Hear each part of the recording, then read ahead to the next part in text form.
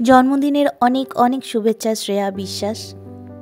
অনেক অনেক ধন্যবাদ আপনার জন্মদিনে এই অসহায় বাচ্চাগুলির মুখে দুমুঠো খাবার তুলে দেওয়ার জন্য। ধন্যবাদ অসহায় বাচ্চাগুলিকে ভালোবাসার জন্য।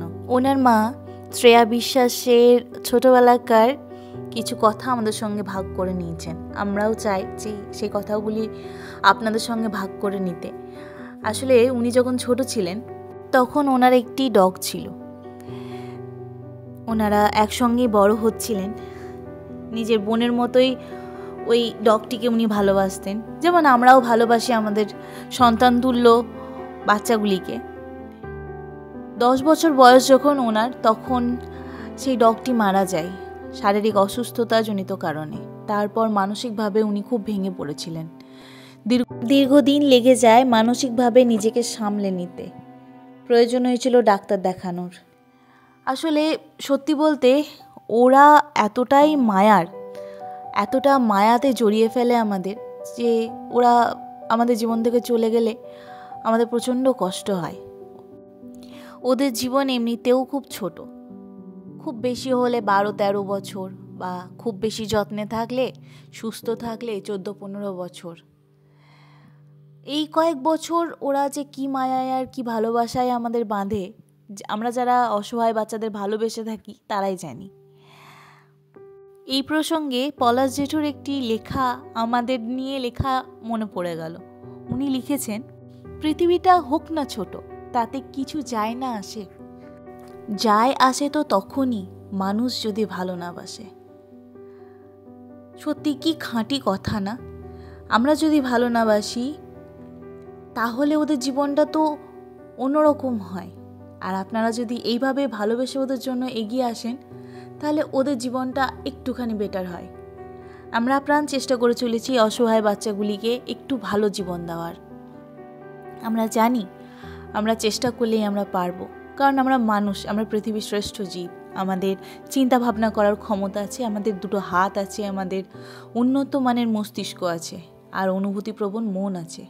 তাই অনুরোধ করব সকলকে নিজের মানবিকতা দিয়ে এগিয়ে আসুন অসহায় বাচ্চাগুলিকে একটু ভালো জীবন দেওয়ার জন্য। আমরা সকলকে হয়তো পেট ভরে খাওয়াতে পারবো না, কিন্তু চেষ্টা তো করতেই পারি। চেষ্টা না করলে আমাদের ক্যাপাসিটি কতটা আমরা কি করে জানবো। আরেকটা অনুরোধ করব, যার ক্ষমতা আছে স্টেরিলাইজেশন অবশ্যই করান। তাতে রাস্তার অসহায় প্রাণীগুলি যেমন ভালো থাকবে, আপনারাও ভালো থাকবেন। আমরা আপ্রাণ চেষ্টা করে চলেছি ওদের ভালো রাখার। আশা করব এইভাবেই আপনারা এগিয়ে আসবেন, আমাদের পাশে দাঁড়াবেন, আমাদের সঙ্গ দেবেন। কারণ একাকী এত প্রাণীর দেখভাল করা আমাদের পক্ষে সম্ভব নয়, কিন্তু যদি সবাই একটু করে এগিয়ে আসেন তাহলে আমাদের কাজ কিছুটা হলেও সহজ হয়ে যাবে।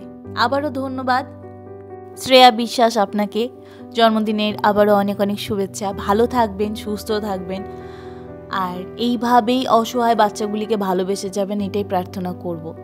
একবার কষ্ট পেয়েছেন বলে পেছিয়ে যাবেন না, কারণ আমাদের মতো মানুষ খুবই কম। রাস্তার অসহায় বাচ্চাগুলি সত্যি বড্ড অসহায়, তাদের ভালোবাসা দরকার, একটু যত্ন দরকার।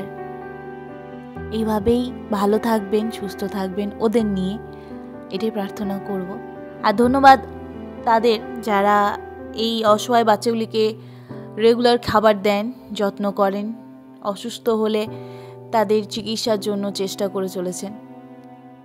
আপনারাও ভালো থাকবেন, সুস্থ থাকবেন, আমাদের পাশে থাকবেন, আমাদের আশীর্বাদ করবেন, আমরা যেন এইভাবে রাস্তার অসহায় প্রাণীগুলির সাহায্য করে যেতে পারি।